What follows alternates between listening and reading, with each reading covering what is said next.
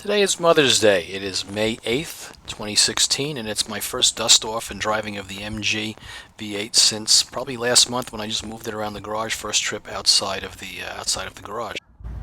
So make note of the time. It is 2:43 on the clock. The clock has to be set, but I'll pull the choke out about an inch, pump the gas pedal 2 or 3 times, crank it over, and it starts right up. The body is very straight. I don't see any door dings or real significant chips in the paint. And the sound that you hear is the actual sound of the engine.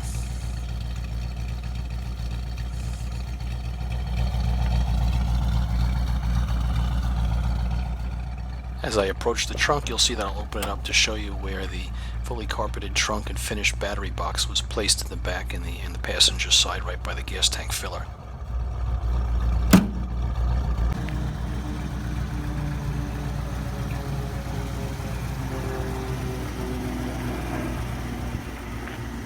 Once I finish walking around the car, I'll open up the hood so you can actually see the engine running, that it's smooth, it's now idling, and it's still cold. It's probably running at about 100 degrees at this moment. One of the issues that you have with all MGB conversions is trying to adapt the cooling system to fit the MG system. So as you can see, the radiator hose here is very close to the frame. I'm trying to work on a solution for that. Also near the heater hose, where the heater hose connects to the heater control valve, you're going from a 1/4 inch to a 3/8, and sometimes it leaks in that spot as well.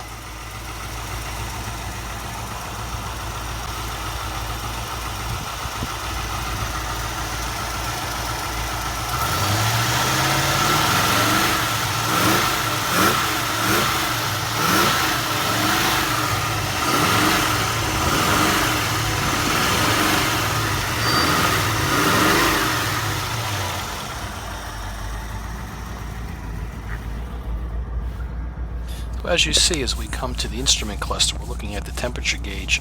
Idle is rock solid at 1,000, but the temperature gauge still hasn't warmed up yet.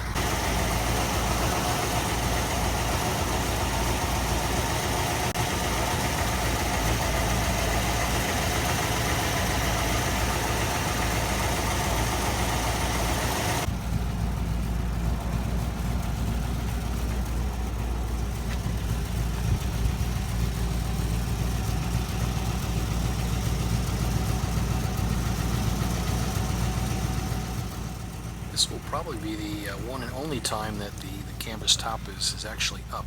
Once the season starts and it gets above 60 degrees, I'll be putting it down and leaving it down. And the rockers, as you can see, are rock solid. The jack support is present. The floors, everything is intact. There's not a speck of rust on the car that I can see. I don't know if I jack any MG up, but a few things that still needs to be sorted out is the emergency brake. So this line lock is in place. All you have to do is gently push on the brake pedal, push the button down, it locks the brakes.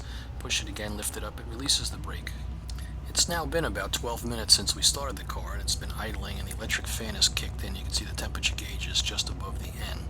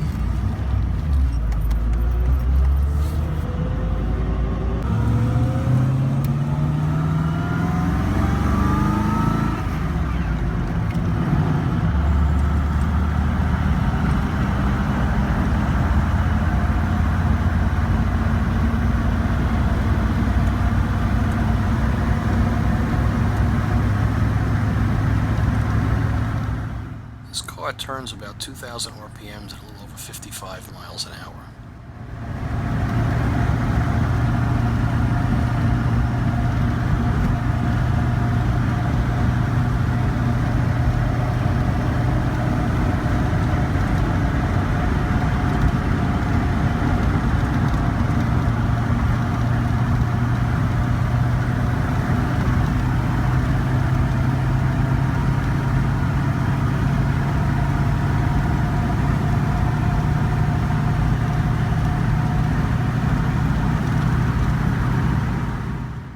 So now you'll see I'll bring it up to 70 miles an hour, a little over 2,500 on the tachometer, and it steers straight as an arrow with a very smooth, simple ride.